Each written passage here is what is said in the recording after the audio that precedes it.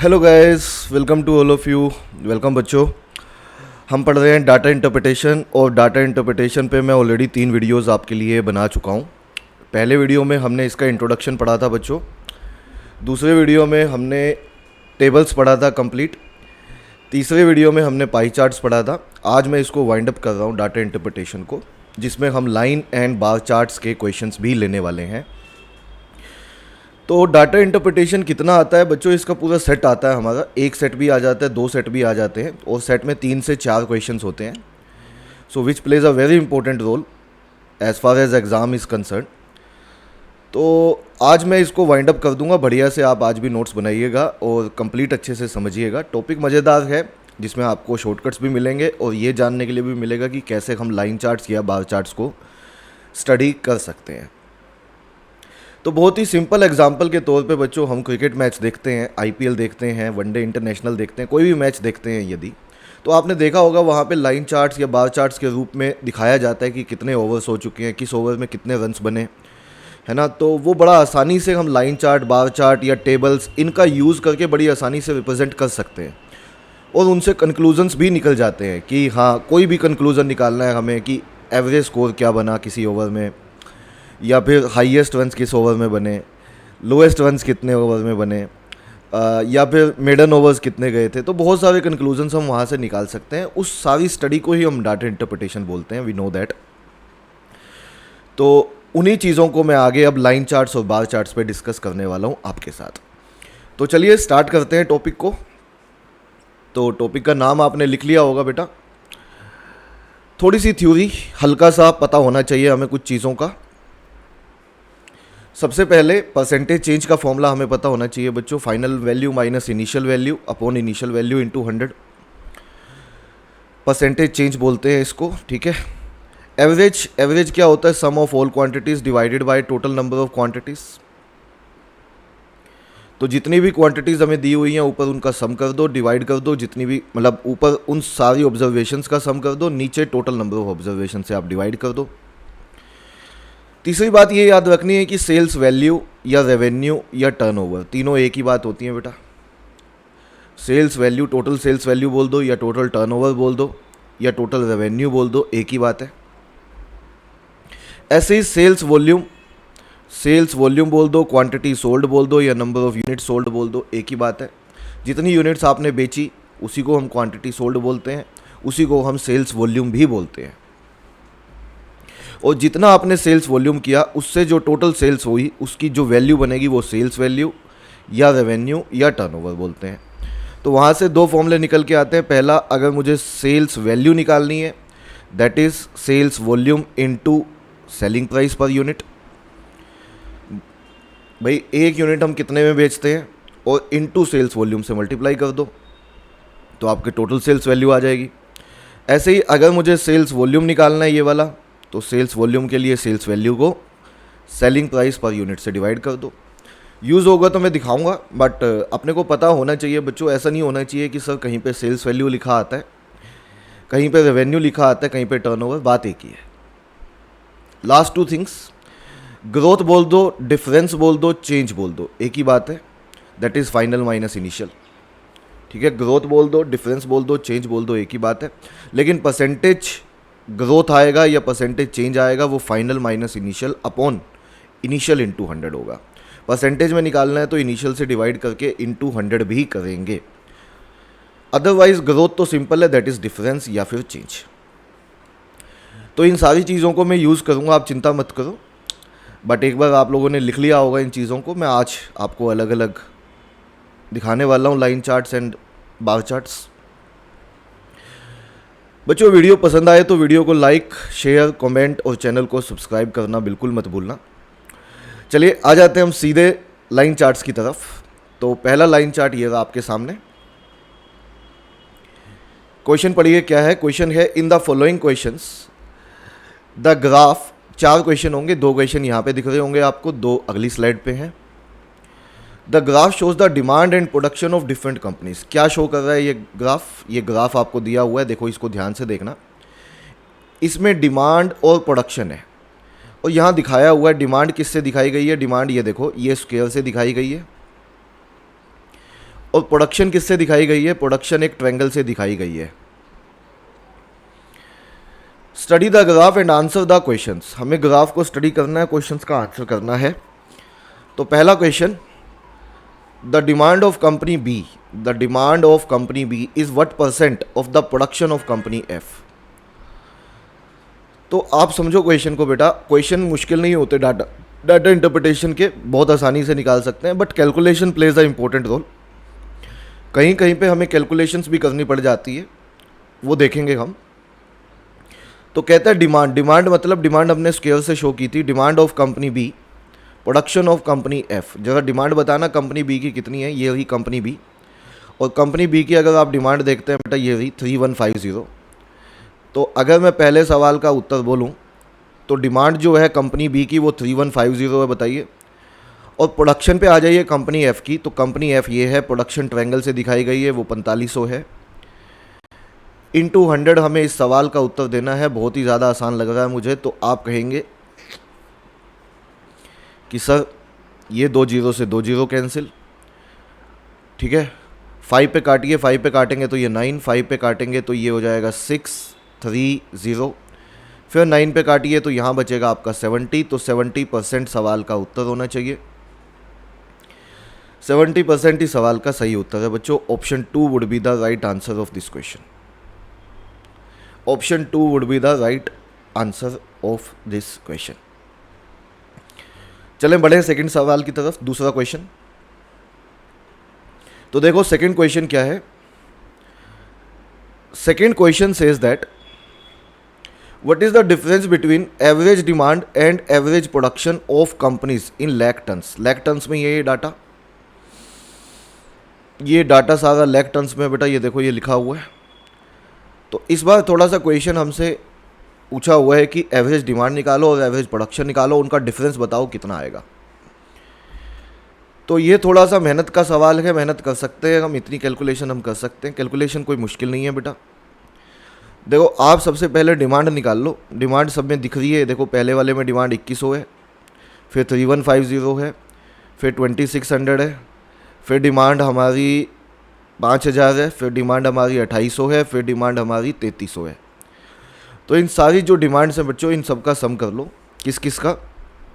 2100, फिर उसके बाद है हमारा 3150, फिर उसके बाद है 2600, फिर 5000 है, फिर 3300 है। ठीक है, निकाल सकते हो। और डिवाइड बाय 6 करना है बेटा। डिवाइड बाय क्या करना है सर? डिवाइड बाय 6 करना है, तो हमारी एवरेज डिमांड आ जाएगी। मैं वैल्यू बता दूं इसकी कितनी आएगी, आप निकाल लेना। ठीक है, कैलकुलेशन आपको तो खुद से करनी है, लेकिन just for the sake of this video मैं आपको बता देता हूँ ये वैल्यू कितनी आएगी। ये वैल्यू आएगी बेटा आपकी 18950। ठीक है, डिवाइडेड बाय 6। अभी इतना ही रहने देते हैं। ये क्या निकाली है? ये हमने एवरेज डिमांड निकाली है। बिल्कुल ऐसे ही एवरेज प्रोडक्शन भी निकाल लेंगे। तो if I talk about average production,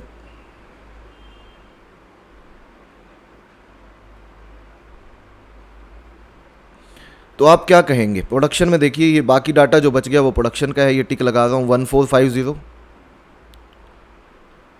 उसके बाद यहाँ पे है 3660।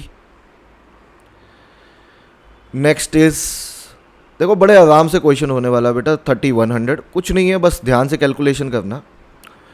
फिर यहाँ पे 4200, फिर यहाँ पे 4200 के बाद यहाँ पे 3700। ठीक है, 3700, यहाँ ऊपर थोड़ा सा लिख रहा हूँ मैं, प्लस 4500। इन्हीं को तो ऐड करेंगे ना। ठीक है, डिवाइडेड बाय क्या लेंगे सर? डिवाइडेड बाय 6 लेंगे, क्योंकि 6 टोटल हैं, इन सब के नीचे है बेटा। तो ये वैल्यू आपकी आ जाएगी 20610 डिवाइडेड बाय 6। आपको दोनों के बीच का डिफरेंस बताना है। तो 20160 divided by 6 minus 18950 divided by 6। LCM लेने के बाद ये वैल्यू आपकी 1660 डिवाइडेड बाय 6 आ जाएगी। और सोल्व करके आपकी ये value, to be very precise, कुछ ऐसी आ जाएगी बेटा 276.7। अब आप देखें 276.7 अप्रोक्सीमेटली पूछा था, तो किसके आसपास का वैल्यू है? थर्ड ऑप्शन के आसपास की वैल्यू है, तो कहना इसे option 3 would be the answer of this question. यही सवाल का सही उत्तर है, this is the right answer of this question. तो आई एम श्योर ये क्वेश्चंस आप कर सकते हैं, बस हमें ग्राफ को सही से स्टडी करना आना चाहिए। उसके बाद क्वेश्चन में कुछ नहीं है बेटा, देखो ग्राफ को सही से स्टडी कर लिया आपने, आराम से क्वेश्चन को उसके बाद कर सकते हो आप। चलें आगे की तरफ बढ़ें, आगे की तरफ बढ़ते हैं। नेक्स्ट क्वेश्चन, ये लो तीसरा सवाल, इसी पे ही है, यही डाटा चल रहा है, ठीक है। कोई अच्छा एक और बात मैं बताता हूँ, कई बार होता क्या है 3 से 4 क्वेश्चन हमारे मिलते हैं, उनमें से एक आध क्वेश्चन लेंथी होता है, जैसे पिछले वाला क्वेश्चन था थोड़ा सा लेंथी था, थोड़ा करना पड़ेगा। तो बच्चों ज़रूरी थोड़ी है, एग्जामिनर ने ये थोड़ी बोला है कि सारे क्वेश्चन करो। अगर आपको कोई क्वेश्चन लेंथी लगता है तो आप पेपर में छोड़ सकते हैं, 3 क्वेश्चन कर दो, 4 में से 2 लेंथी लगते हैं 2 कर दो, आगे बढ़ो। तो आपको देखने कि आपको कौन से क्वेश्चन अटेम्प्ट करने हैं, कौन से छोड़ने हैं। ज़रूरी नहीं है कि सारे करने हैं हमें, इट डिपेंड्स ऑन टाइम, है ना, कितना टाइम लगता है, कितना टाइम है हमारे पास। जैसे क्वेश्चन नंबर 3 में अगर आप देखेंगे तो पाएंगे, क्वेश्चन है the production of company A is approximately what percent. अच्छा, production of company A, production किससे दिखाई थी हमने? ट्रायंगल है, इससे दिखाया हुआ है, देखो ऊपर दिखाया हुआ है, ठीक है, ये शो हुआ है। Demand of company C, demand company C की, डिमांड कंपनी सी की, जरा देखो जगह कितने परसेंट है ये पूछी है। प्रोडक्शन देखो कंपनी ए की कितनी है, कंपनी ए और प्रोडक्शन 1450, सही है। और कंपनी सी और डिमांड, तो कंपनी सी की डिमांड ये रही, तो 2600 और इनटू हमें 100 करना है, यही निकालना है ना। तो देखो ऐसे क्वेश्चंस को मैंने आपको इंट्रो वीडियो में भी बताया था डीआई के, कि कैसे जल्दी सोल्व कर सकते हैं बच्चों। इसको छोड़ो, ये तो परसेंटेज में है, आपको ये सोल्व करना है ना। अब ये बताओ, सारे ऑप्शन को ध्यान से देखो, या तो 50% है या 50% से ज़्यादा है, तो पहले आप 50% तो निकाल ही लो। आप बोलो 100% पूछा होता तो 2600 होता, जो बेस में लिखा हुआ है 100% है वो, तो 50% कितना हो जाएगा? 1300। लेकिन जो ऊपर वाली वैल्यू है वो 1300 से ज़्यादा है, तो 50% से ज़्यादा है आंसर। अब 10% और निकाल लो, अगर 2600 100% है तो इसका 10% कितना होगा 2600 का? 260। अब बच्चों ये बताओ, अगर मैं आपसे 60% पूछूं तो आपका जवाब क्या होगा? आप कहेंगे 60% बनेगा 1560, और मुझे ये बताओ वैल्यू तो 1450 है, इसका मतलब 50% से ज़्यादा है 1450, 1300 से तो ज़्यादा है, लेकिन 60% से कम है क्योंकि 1560 से कम है। 50% से ज़्यादा है, 60% से कम है, तो 60% से कम वाला देखो कितने ऑप्शन है, एक ही ऑप्शन है, तो आंसर 4 आंसर लगा दो, यही सवाल का उत्तर है। This is the right answer of this question. सही है, समझ में आ रहा है बच्चों को? तो बेटा आप कर सकते हो सवालों को, हमेशा ध्यान रखो कि हम मेहनत कॉन्टिन्यूसली करते रहें, पूरे कॉन्फिडेंस के साथ करते रहें, और बीच में बिल्कुल ना छोड़ें। आपकी कंसिस्टेंसी बहुत इम्पोर्टेंट है, आप कंसिस्टेंट हैं ये बहुत इम्पोर्टेंट है। कुछ बच्चे शुरू कर लेते हैं, बीच में छोड़ देते हैं, कुछ बच्चे बहुत जोश में शुरू करते हैं, बहुत जल्दी छोड़ देते हैं, कुछ बच्चे धीरे धीरे पेस पकड़ते हैं बट लास्ट तक करते हैं।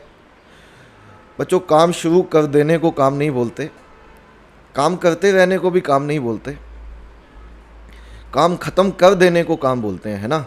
तो बहुत सिंपल सी बात है कि काम ख़त्म करना है, हमें पेपर बढ़िया से देना है, अपना बेस्ट देना है, उसके बाद जो होगा देखा जाएगा। किसी चीज़ की प्रेशर लेने की ज़रूरत नहीं है, but you have to do your work and that must be a priority, वो हमारी प्रायोरिटी होनी चाहिए। क्वेश्चन नंबर 4 का आंसर करो।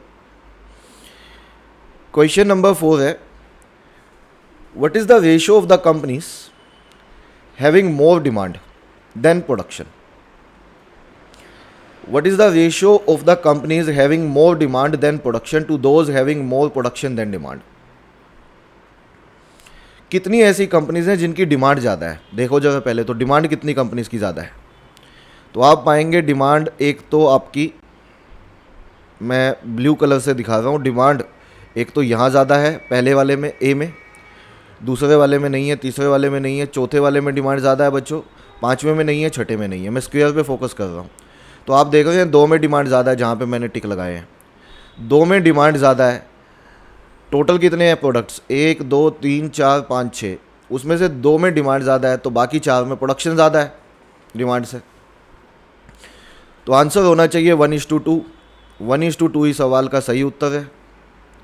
ऑप्शन 2 सवाल का सही आंसर हो जाएगा। तो क्या बच्चों में इतना कॉन्फिडेंस आ गया है कि हम सवाल कर देंगे सर?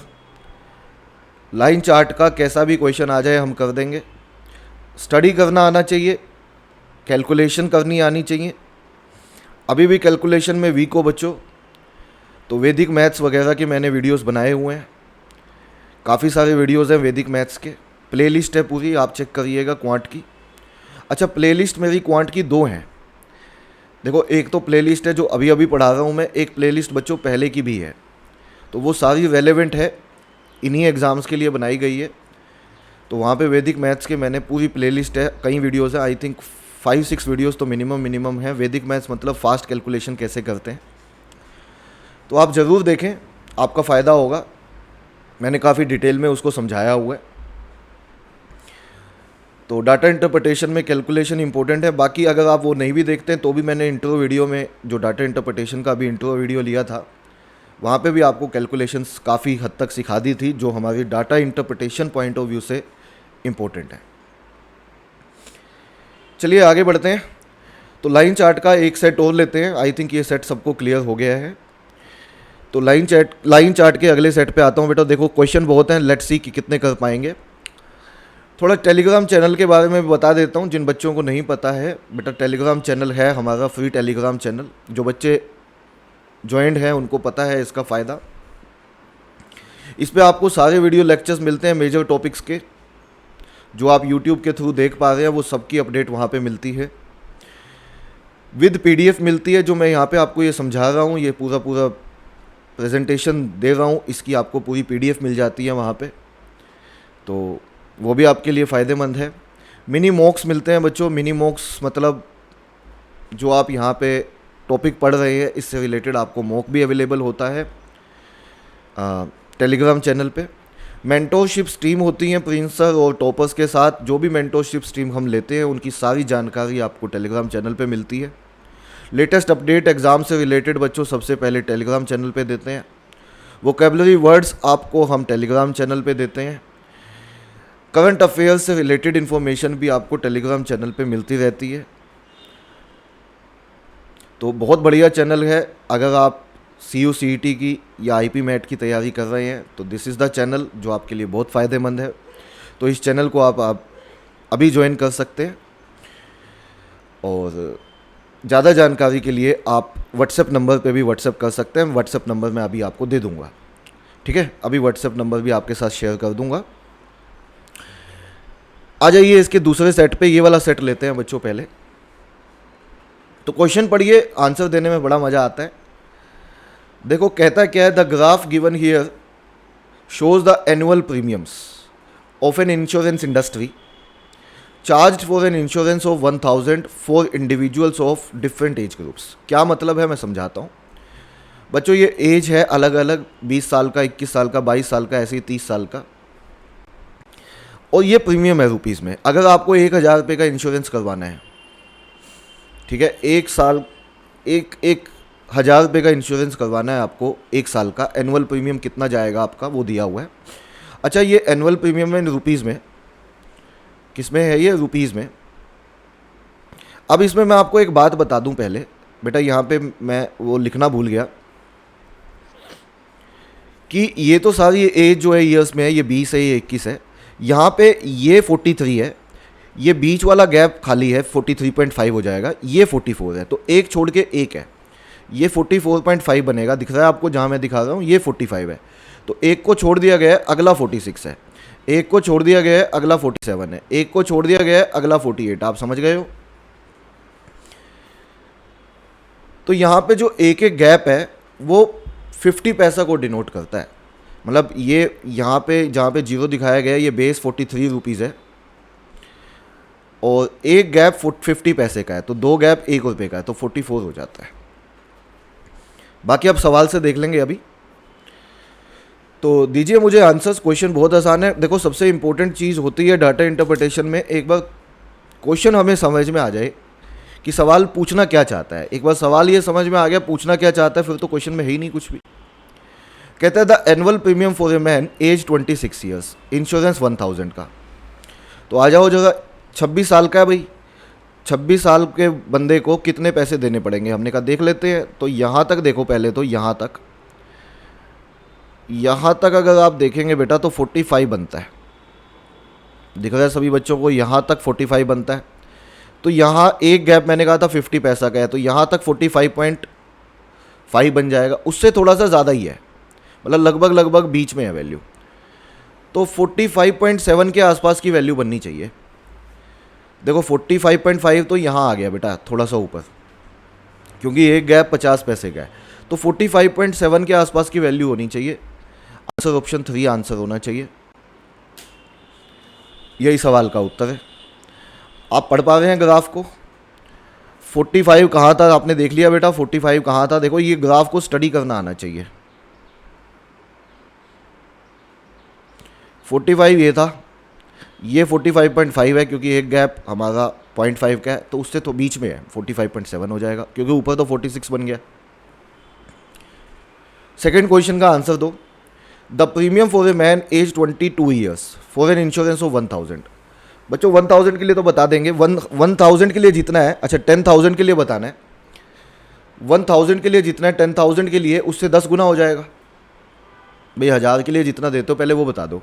22 साल का लड़का, कैन आई से दैट, यहाँ 43 है ये वैल्यू, ये 43.5 हो जाएगी, ये 43.7 हो जाएगी लगभग। ये 43, हाँ देखो 43.7 के आसपास की वैल्यू है या बीच में है बिल्कुल, 43.75। तो अगर 1000 रुपये का इंश्योरेंस करवाना होता तो लगभग 43.7 बोल दो या 43.75 बीच में है तो। लेकिन मुझे तो 10,000 का करवाना है सर, 10,000 का बीमा करवाना है, तो इसका भी 10 गुना कर दो बच्चों। लगभग वैल्यू 437 के आसपास आनी चाहिए या 437.5 के आसपास आनी चाहिए। आंसर ऑप्शन 4 आंसर होना चाहिए। यही सवाल का उत्तर है। This is the right answer of this question. देखो आया समझ में? अगले क्वेश्चन पे चलता हूं। आई थिंक ये क्वेश्चन इंटरेस्टिंग लग रहा होगा बच्चों को। देखो क्वेश्चन कुछ भी बन जाता है बेटा, एंड आई एम श्योर कि अगर हमें ये चीज़ें स्टडी करनी आ जाएं तो जब हम कोई भी कोर्स आगे करने जाएंगे तो वहाँ पे दिस इज़ वेरी इंपॉर्टेंट, क्योंकि आपको कहीं पे भी जॉब करोगे अगर आप, तो आपको ग्राफ्स को स्टडी करना आना ही चाहिए, क्योंकि हर चीज़ बिजनेस में ग्राफ के थ्रू दिखाई जाती है। आपने मूवीज़ में देखा होगा कि जब भी कोई चीज़ समझाई जाती है, ज़्यादातर चीज़ें किससे समझाई जाती हैं? ग्राफ से। कंपनी की प्रोडक्शन कितनी हुई, रेवेन्यू कितनी हुई, सेल्स कितनी हुई, जो भी था सब कुछ किससे बताया जाता है? अल्टीमेटली ग्राफ से। तो अगर हमें ग्राफ ही स्टडी करना नहीं आता तो कहीं ना कहीं हम लैग करते हैं। लेकिन ग्राफ अगर हमें स्टडी करना आता है तो this is a actually competitive advantage. हमारे पास एक एडवांटेज हो जाती है कि वी नो कि how to take decisions, because ultimately we have to take decision, और पैसा हमें डिसीजन लेने का ही मिलता है बच्चों। 7th क्वेश्चन देखो क्या कहता है। What % of the premium is increased if a man age 30 years is insured for 1000 rupees instead of man age 23 years. कहता प्रीमियम कितना % बढ़ जाएगा 1000 के लिए अगर 23 साल की जगह 30 साल के बंदे को इंश्योर किया जाए। जरा 23 साल वाले का प्रीमियम देखो, आप पाएंगे 23 साल वाले का प्रीमियम है 44 रुपीज़। 44 रुपीज़ प्रीमियम है 23 साल वाले का, और 30 साल वाले का बेटा प्रीमियम देखते हैं यदि आप, तो आप पाएंगे भाई 30 साल वाले को प्रीमियम देना पड़ता है 46.5 बीच में है। तो कितना प्रीमियम बढ़ जाएगा? आप कहेंगे सर 3.5 बढ़ जाएगा, 2.5 बढ़ जाएगा, सॉरी। कितने पे? 44 पे। इनिशियल वैल्यू तो 44 है। देखो final minus initial upon initial, final minus initial upon initial into 100। सही है। तो ऑप्शन में से बताना है हमें कौन सा ऑप्शन होगा। आप ये बताओ, सभी ऑप्शन को ध्यान से देखो बच्चों, तो आपको समझ में आएगा। इसका देखो 44 है, 100% तो 44 है, 10% 4.4। तो अगर मैं पूछूं 5% कितना बनेगा, तो आप कहेंगे 5% तो 2.2 बनेगा, लेकिन हमें वैल्यू चाहिए 2.5। 44 का 10% 4.4 होता है, 5% 2.2 हो जाएगा, लेकिन मुझे 2.2 से ज़्यादा चाहिए वैल्यू, तो 5% से ज़्यादा होगी। तो बच्चों कौन से ऑप्शन है जो आंसर नहीं हो सकते? 5% से ज़्यादा होगी तो फिलहाल फर्स्ट नहीं हो सकता। लेकिन अब इसका 1% बता दो।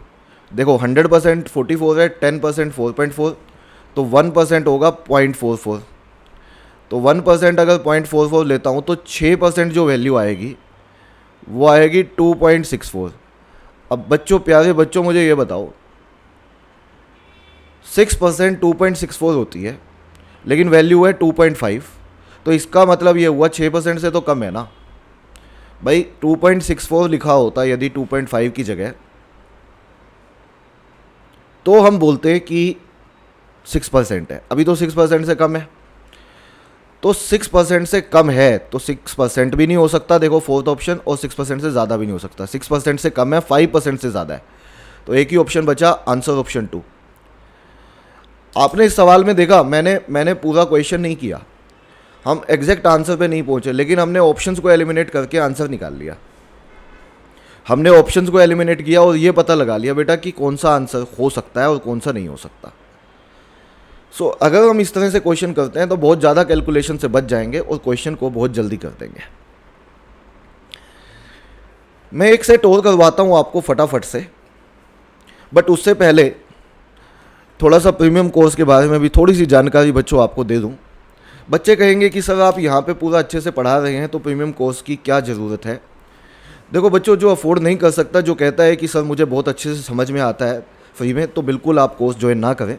लेकिन कोई बच्चा कहता है मुझे बाकी सारा सपोर्ट चाहिए, मुझे आपकी बनाई हुई बुक्स भी चाहिए, आपके सारे लेक्चर्स भी चाहिए, आपके सारे मॉक्स भी चाहिए, तो बच्चों आपके लिए प्रीमियम कोर्स काफ़ी फ़ायदेमंद है, अगर आप एक मिनिमम अमाउंट अफोर्ड कर सकते हैं जो इस कोर्स की है।